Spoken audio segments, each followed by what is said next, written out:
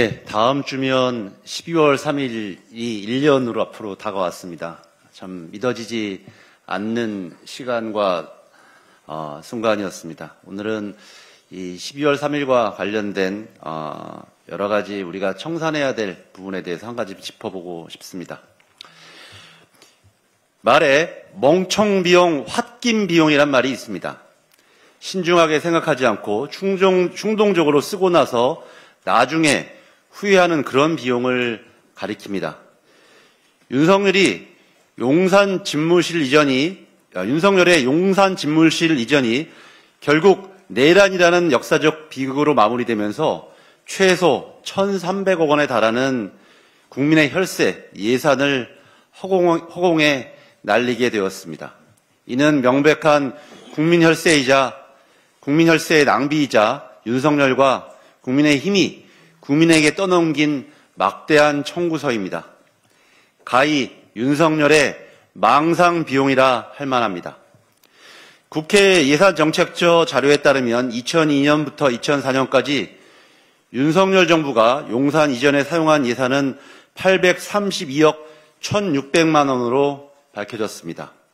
윤석열은 기억하시지만 당선자 시절 465억 원이면 충분하다고 정말 호언장담했었습니다.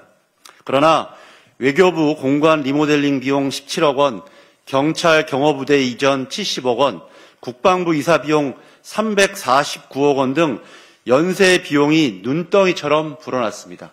만약에 윤석열이 계속 집권을 했었으면 추후에 또 여러 가지 군부대 이전 비용까지 해서 수조 원에 달하는 돈이 추가로 사용되었을 것입니다. 대통령실 운영의 정상화를 위해 국민의 명령에 따라서 곧 대통령실이 청와대로 복귀합니다. 단 3년 만에 이 국민들의 혈세를 정상화하기 위해서 또한 비용이 들게 되었습니다. 이 비용이 약 1,300원 정도로 추산됩니다. 결국 거짓말과 무능이 빚어낸 예산 참사입니다. 이마저도 직접 비용만 계산된 것입니다. 더욱 참담한 것은 대통령실 용산 이전이 국민의 생명까지 앗아갔다는 사실입니다. 최근 정부 합동감사와 재판 과정에서 드러났듯이 용산 이전은 이태원 참사의 직간접적인 원인으로 지목되고 있습니다.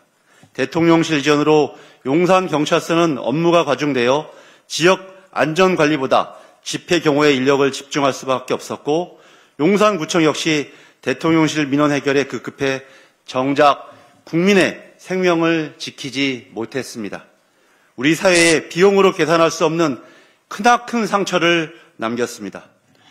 그런데 국민의힘은 이 막대한 청구서를 떠안기는커녕 윤석열을 옹호하고 감싸며 내란 행위까지 방조했습니다. 또한 후한무치하게도 내년도 민생과 국민의 미래를 위한 예산에도 무분별한 삭감 의견을 내고 있습니다. 국민의힘에게 최소한의 양심이 있다면 명분 없는 예산 발목 잡기를 하기 이전에 윤석열이 만든 이 청구서에 대한 답부터 해야 될 것입니다. 윤석열에 대한 민사소송 손해배상 청구가 있었습니다. 저는 개인적으로라도 이런 비용에 대한 청구도 필요하지 않나 이런 생각도 듭니다. 이상입니다.